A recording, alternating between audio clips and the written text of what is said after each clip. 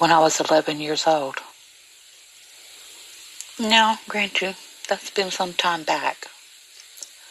But anyway, back then we didn't lock doors, and we lived out in the country. We had a few neighbors scattered about, but no one too close. And it wasn't anything unusual for me to stay home by myself, day or night. Well, this one particular Friday night, my mom had left to go to work. She worked third shift at the hospital. She was a nurse.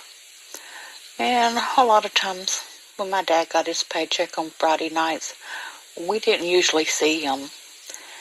He liked to get with the boys and go out drinking, spending most of his paycheck.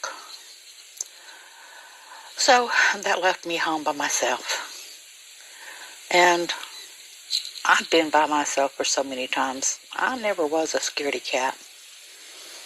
It was getting late, so I decided to go to bed. I had laid in my bed maybe 15-20 minutes, and I heard a car pull up in my driveway. It wasn't my dad's car. I knew how it sounded. And then I heard the front door open. A couple of men were talking. I didn't recognize their voice. We never had any company that late at night. I'm talking around 10:30, 11 o'clock.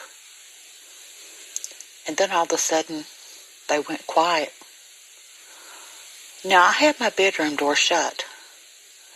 So, whether they noticed that at the end of the hall, I couldn't tell you.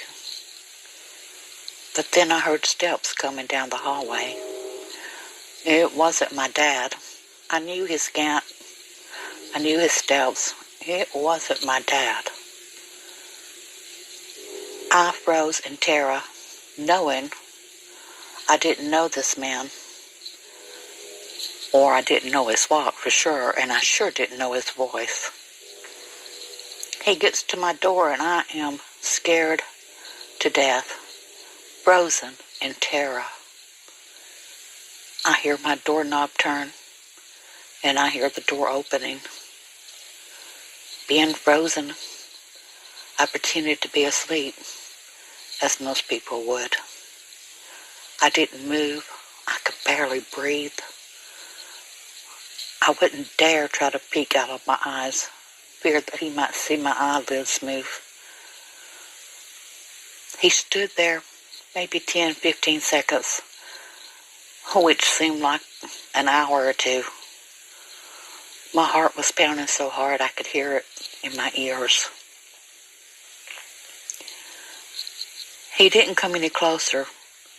Had he, I probably would have screamed and took off running. But he just stood there, and I could tell he was just watching me. Then he slowly shut the door, and I heard him walking back to the living room. Whoever was with him, he either told him to be quiet or something, but not another word was spoken. I heard the front door shut, and I heard the car leave. That was terrifying for an 11-year-old girl.